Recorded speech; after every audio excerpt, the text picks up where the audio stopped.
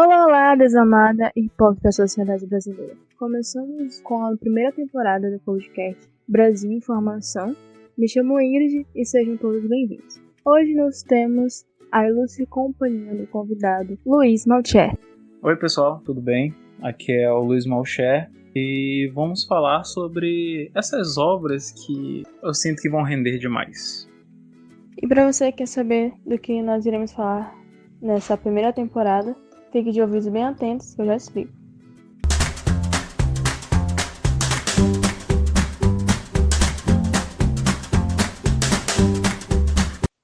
Bem, nosso principal objetivo é desconstruir um pensamento colonial, que é esse pensamento que vem aí enraizado desde o período de 1500, visível na obra da Carta de Pero Vaz de Caminha e entre várias obras dentro desse período, e entender como que esses pensamentos coloniais dos primórdios dessa formação brasileira é reflexo da nossa sociedade atual. Entender a nossa identidade de uma maneira geral, nossa identidade que ao mesmo tempo é tão mista, mas parece que falta. Por que falta? Vem aí de um período colonial destruidor do contato entre nativos e portugueses, e posteriormente entre nativos, portugueses, franceses e assim por diante, como a gente vai entender com as outras obras. Pois é, hoje a gente vai falar sobre 3 obras, as quais você já deve ter ouvido falar ou mesmo estudado na sua escola. Vamos falar sobre a Carta de Pero Vaz de Caminha, As Duas Viagens de Hans Staden e o Auto Representado na Festa de São Lourenço de José de Anchieta. A Carta de Pero Vaz de Caminha, ou a Carta a Ela Rei do Manuel sobre o Achamento do Brasil, foi um documento escrito pelo escrivão português Pero Vaz de Caminha.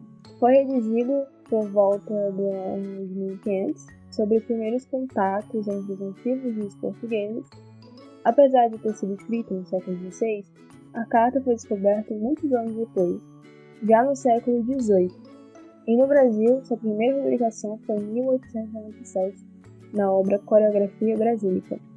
E aqui nesse podcast a gente vai abordar aspectos relevantes e interessantes sobre a Carta de Pero Vaz de Caminha, entendendo qual foi a sua importância na formação de uma sociedade brasileira e que influências nós carregamos até hoje sobre essa obra, e não só sobre essa, mas entre as outras que a gente vai aqui abordar. Vamos entender a questão do racismo enraizado no Brasil, a questão da mulher brasileira colocada como objeto sexual, compreender e refletir dimensão que a doutrina cristã tomou e impôs dentro das etnias indígenas.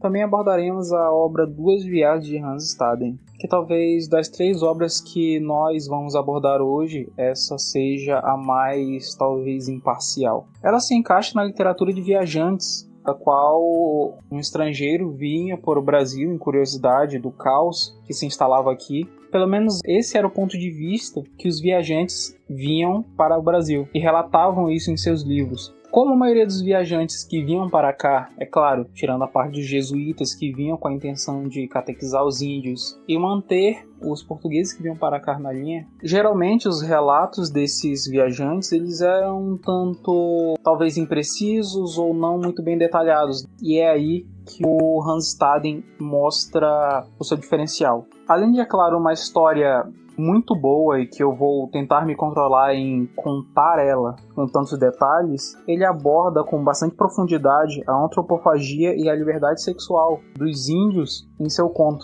E é claro, sobre o uso da religião como um argumento para mantê-lo vivo, mas isso é algo que eu vou desenvolver conforme vamos andar nessa conversa.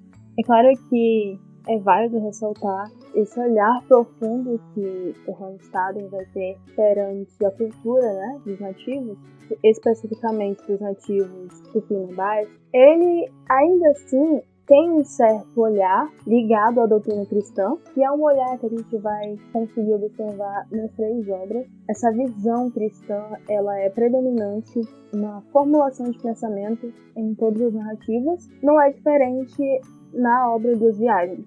Muitas vezes ele coloca, por exemplo, a religião dos nativos como sendo tola, como sendo descartável, já que se não for cristã, não é bem aceito na visão aí do europeu. E talvez o que tenha me feito gostar mais das duas viagens de Hans Staden, ao contrário das outras duas obras que nós também vamos abordar aqui, talvez tenha sido o ponto de vista tão peculiar do qual Hans Staden estava presente, estava posto ali. Temos um personagem que está à mercê do que está à sua volta. Ficou um prisioneiro, nós vamos abordar mais isso. O que me atraiu mais nessa história talvez tenha sido a ausência do sincretismo religioso, que nas duas obras se tornam muito frequentes e muito marcantes. Nesse caso, ele não se tornou presente por quê? Porque você tinha um personagem que estava em uma situação crítica. Ok, que tem um pouco de sincretismo no momento em que ele usa a própria religião para se manter vivo, por exemplo. E abrindo um parênteses aqui, eu vou dar um exemplo sobre o que é sincretismo religioso para se tornar mais cravado esse conceito. O sincretismo religioso ele é uma adaptação da religião nativa para a religião cristã. Então você mantém alguns conceitos que você não considera tão danoso e você afasta alguns conceitos que a sua religião abomina.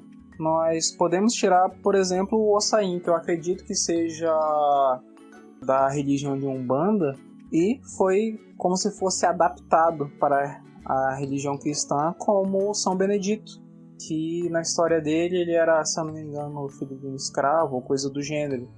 Mas só de você aproximar isso e, sabe, você adaptar sua própria religião para fazer essa mescla, isso já se torna um sentido. Puxando também um outro exemplo que ele vai se tornar bem mais evidente quando nós abordarmos a festa de São Lourenço, nós temos, por exemplo, os jesuítas falando, pô, legal esse Tupã que vocês têm, nós também temos um Tupã, nós chamamos ele de Jesus Cristo. E com isso, o sincretismo ele já atrai que provavelmente você tinha como bons exemplos que Tupã fazia ao olhar cristão, e você afasta coisas ruins que, segundo a visão cristã, eram abomináveis.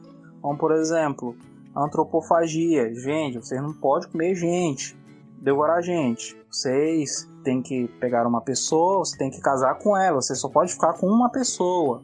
Então, é nesse momento em que você tem o cristianismo fazendo essa mescla, mas ao mesmo tempo afastando alguns costumes daquela civilização. Então, já pegando a deixa do Luiz, ele fala aí desse sincretismo na obra do Alto Representado na Festa de São Lourenço.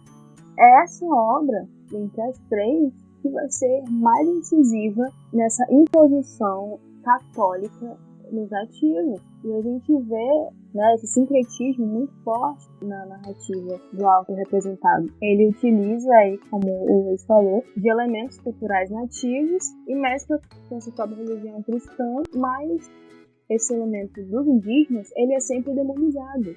Ele é sempre posto numa categoria inferior, uma categoria ruim, para demonstrar que, olha, a sua religião é ruim, você só vai encontrar a salvação se catequizar. E essa é, evidentemente, uma das estratégias jesuíticas, não é? Para, entre aspas, catequizar, como disse de etnocídio, em relação à cultura indígena. E partindo disso, a gente tem muito como exemplo a própria obra onde você tem ali a religião católica, os jesuítas, usando tanto heróis indígenas como, sabe, figuras indígenas representando uma vertente abominada pela igreja. Então você tem ali as figuras nativas sendo mostradas como demônios, você vê uma caracterização deturpada dessas figuras para mostrar como se estivesse tomando um partido, por assim dizer. Então, naquelas histórias que eles contavam, os indígenas em questão eram demônios, eles queriam manter os costumes que a religião considerava errado. Aí você pode colocar a antropofagia, a liberdade sexual que os nativos tinham naquele tempo. E é interessante porque mostra não somente o Festa São Lourenço, mas também com Hans Staden, que talvez o teatro ele seja uma coisa um tanto marcante na história. Os jesuítas eles usavam o teatro como um meio de tu enviesar aqueles indígenas para a religião que tu queria que os índios fossem adeptos. Porque se você chegasse onde eles viviam e falasse, a religião de vocês é do demônio, vocês têm que fazer essa daqui, os jesuítas seriam assados, como aconteceu com alguns, mas eles usavam muito do teatro, que era um jeito de você conseguir dobrar o índio, sabe? Tem certas coisas que vocês fazem da nossa religião também, enquanto isso aqui a gente abomina. Então eles faziam essa reinterpretação e faziam como teatro. E era uma coisa de mais facilidade de entendimento. Então, essa é a linha de raciocínio. Sim, exatamente. E foi bem importante tu ter salientado isso, de que o teatro ele é, então, uma estratégia de dominação, justamente por conta do entendimento, né, já que naquele período existia já um certo contato mais aprofundado entre os nativos e os portugueses, mas uns ainda não entendiam muito bem a cultura do outro, não entendiam bem a linguagem do outro. Então, a linguagem do teatro, ela facilitou essa dominação, né? Esse jogo de corpo, esse jogo de imagem foi o que aprofundou cada dia mais na mente dos indígenas e fez com que eles tivessem medo da sua própria cultura e considerassem certo a cultura do outro. E não somente isso, eu acredito que o próprio estilo de retratação, como eles abordam isso, deixa isso muito evidente e deixa muito evidente o motivo deles escolherem um teatro para isso.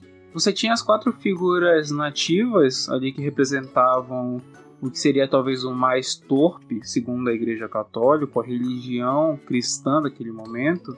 E em contrapartida você tem a religião cristã, aquela figura do que seriam os bons costumes apontados por eles mesmos, assim, os dogmas que se deveria seguir. E os representando você tem a imagem do anjo da guarda, que não tem uma história por trás, porque simplesmente não importa. O anjo da guarda, ele é aquele ser de uma força incomparável e avassaladora. E ele sobrepuja todos aqueles que representavam a imagem ruim do nativo daquele lugar. É bem curioso ver isso, talvez para apontar, pelo menos na visão deles, que o poder do Deus cristão, ou sabe, da fé cristã, era acima do que qualquer outra crença dos nativos daquela religião, ou de qualquer outra.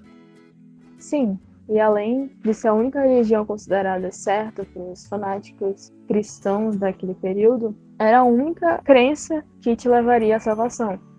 Não sei se já devo acrescentar aqui, a gente vai falar um pouco melhor posteriormente, mas conseguimos transportar esse fanatismo religioso para os nossos tempos atuais. A gente tem aí, dentro das escolas infantis, ou do ensino fundamental, ou do ensino médio, professores e até a gestão da escola que é regida por uma mentalidade católico-cristã e que não dá abertura para novos conhecimentos religiosos, para novas crenças que existem, que são tão diversas. E aí você acaba proliferando cada vez mais esse pensamento que vem aí dos tempos de 1500 que a gente está analisando. Então, só para ter uma ideia de que as coisas elas não se separam, na verdade elas se fixam justamente por conta desse passado que é intenso, de um passado que ele é, de certa maneira, foi desastroso para várias etnias.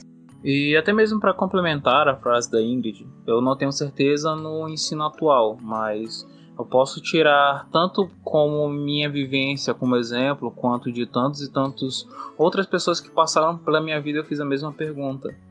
Nas aulas de cultura religiosa que tinha tanto no ensino fundamental, como acredito que tem até o primeiro ano do ensino médio, mas aí você tem escolas, por exemplo, de ensino cristão, a matéria de cultura religiosa ela já fica um tanto... Você sabe que tem um viés ali. Por parte talvez de 2/3 do ensino, você aprende sobre religiões de matriz católica. Não católica, mas cristã no geral. Então você tem as suas vertentes ali. Você tinha que fazer trabalhos para saber sobre a igreja adventista, você tinha que saber sobre a evangélica, entre outras coisas.